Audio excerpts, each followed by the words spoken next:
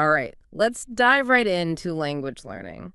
I know a lot of you out there want to learn a new language quickly and effectively, and I think we've got some pretty interesting stuff to share from this learner's diary. It's got tips on vocab, pronunciation, how to actually get to speaking, grammar, even dealing with mistakes. You know what's interesting about this is it's a firsthand account, right?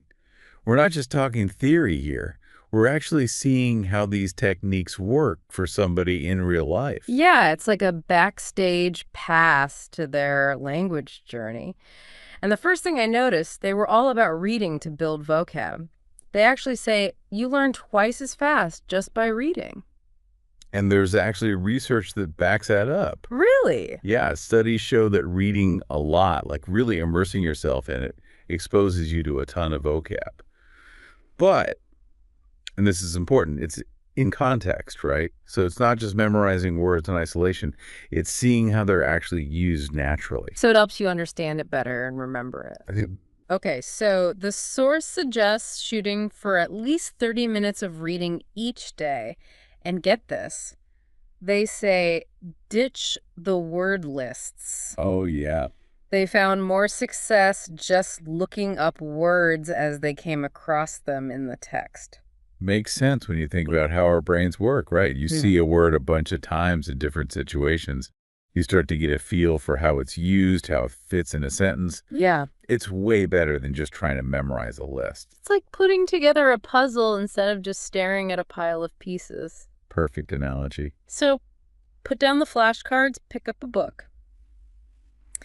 Speaking of puzzles, let's move on to pronunciation.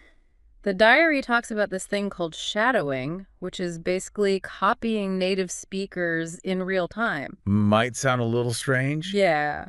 but think about how kids learn language. They listen to their parents, try to copy the sounds. Shadowing kind of taps into that. Like a natural instinct we all have. Exactly. There's this cool story in the diary about a student from South Korea who had trouble with pronunciation.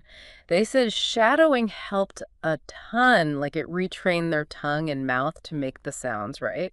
It's not just about individual sounds, though. Right. It's also the rhythm, intonation, the flow of the language. It's like training your speech muscles to dance to a new tune. Okay, are you ready for what the source calls the secret weapon? I'm intrigued. It's called thinking aloud. Now, before you picture me talking to myself in the grocery store, hear me out. Okay, I'm listening. It's really about getting your brain to think in the language you're learning. You start by saying simple thoughts out loud, and then you make them more complex as you go. Like a warm-up for your brain before a workout. Exactly. And the diary gives this amazing example of how it works in real life. There's a woman named Monica who learned English at home using this thinking aloud technique along with reading and shadowing. And guess what? She was able to have fluent conversations with native speakers. Wow, that's amazing. I know, right? It shows you the power of practice and really getting the language into your system.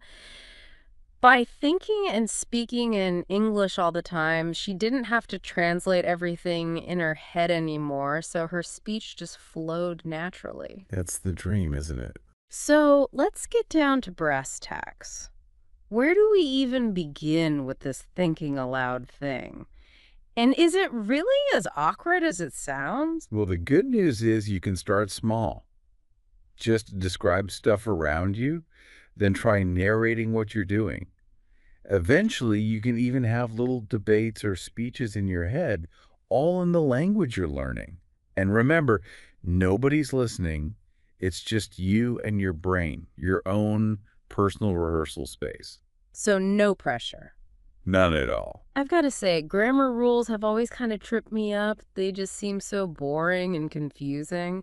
But this diary makes a pretty good point about learning grammar naturally just by being exposed to the language. Totally. Yeah. The author's all about just observing how words are used in real situations, like when you're reading or listening. It's like cracking the code without having to memorize a bunch of rules. Speaking of real life situations, the diary talks about this interesting experience the author had at a job center. Oh, yeah. Yeah, and it really shows how important it is to get out there and actually use the language. So what happened? Well, the learner was really proactive. They didn't just wait for opportunities to come to them. They went out looking for a place where they could practice their English. And by doing that, they picked up a lot of practical vocab and phrases just naturally. So they immerse themselves in the language. Exactly. And their efforts paid off because they ended up getting a job at a cafe. Wow, talk about a perfect place to practice speaking. Right. The diary mentions that their boss was really patient and encouraging, which is so important when you're learning. Definitely.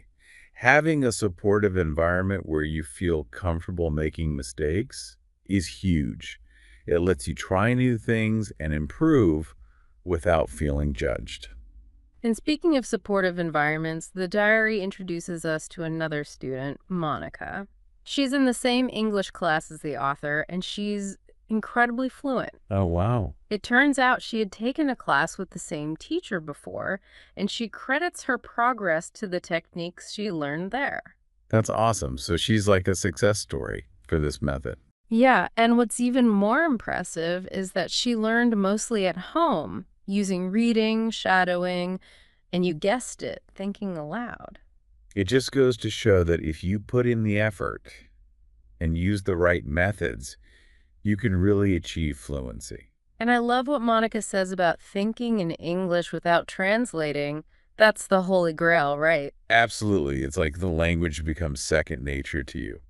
So the diary explains that the teacher encourages students to just embrace the awkwardness of thinking aloud at first and start small, like just with simple sentences. Right. And then as they get more confident, they can build up to more complex thoughts and expressions. Looks like working out a muscle, right? Yeah, You start with lighter weights and gradually increase as you get stronger. I love that analogy. It makes the whole process seem a lot less intimidating. Yeah. And the diary also points out that thinking aloud can help you get over the fear of making mistakes, which can be a big roadblock for a lot of learners. Yeah, I can see how that would be helpful. By saying their thoughts out loud, people become less self-conscious about their pronunciation and grammar. It's like taking the pressure off and just allowing yourself to play with the language. Yeah, it makes sense. The author of the diary admits that they felt a little intimidated by their lack of grammar knowledge, but the teacher assures them that reading and shadowing give them plenty of exposure to grammatical structures, especially for everyday conversation. Which is really what matters most, right? Being able to communicate. Exactly. And remember that website we mentioned earlier, www.grammarinlevels.com? Yeah. Well, the author found it really helpful for brushing up on specific grammar concepts that were relevant to their level. So they're taking a well-rounded approach. Definitely. They're combining practical experience with targeted resources. Mm. And speaking of practical experience, the diary shares this really heartwarming story about a breakthrough moment the author had while working at the cafe. Ooh, tell me about it. I love those aha moments. Well, one of their classmates complimented them on their improved pronunciation, and it suddenly hit them that all that shadowing they'd been doing over the weekend had actually made a difference. It's those little wins that keep us going. For sure. It's proof that consistent effort pays off. And talking about tracking progress, the author wanted to measure their vocabulary growth. So they mentioned this website called www.testlanguages.com, which has a vocab test. That's a great way to see how far you've come and what areas you still need to work on. And it's got to be motivating to see how much your vocabulary has expanded over time. Oh, yeah. The diary says the author was surprised to find out they knew around 2,100 words. That's amazing. That's a solid foundation. It really shows that they've been working hard and using the right techniques. Definitely. But like with any learning process, there are going to be bumps along the way. And the diary doesn't shy away from one of the biggest fears people have when learning a language: making mistakes. Yeah, that's a tough one. That fear of sounding stupid or messing up can really hold you back. Absolutely. But the diary has this really cool perspective on mistakes, one that can actually free you from that fear. Mm. It's all about shifting your focus from perfection to communication. The author's teacher, they have this really interesting way of looking at it. They compare language learning to like a little kid, maybe 2 years old, just starting to talk. And those kids, they're not afraid to try. They just want to get their point across. Right, they're not worried about being perfect, they just want to communicate. Exactly. Yeah. And as adults, we get so caught up in trying to be perfect, we forget about that. We get scared of messing up, so we don't even try. That's the thing. So instead of stressing about every little grammar rule or your accent, just try to shift your thinking. Focus on getting your message across, having a real conversation, It's about the connection, not the perfection. Right. Yeah. And the diary actually suggests something really simple for reducing mistakes naturally: What's that? reading aloud. Oh, yeah. It might seem basic, but it really works. You're reinforcing correct pronunciation, grammar, and you're training your mouth to speak more smoothly. It's like a language workout, hitting all the important areas. Exactly. And the diary makes this point that even in real conversations, don't let the fear of making a mistake stop you. Just focus on sharing ideas, connecting with the other person. That's what it's all about, right? Yeah. Language is how we connect, how we share who we are. Yeah, don't let fear get in the way of that.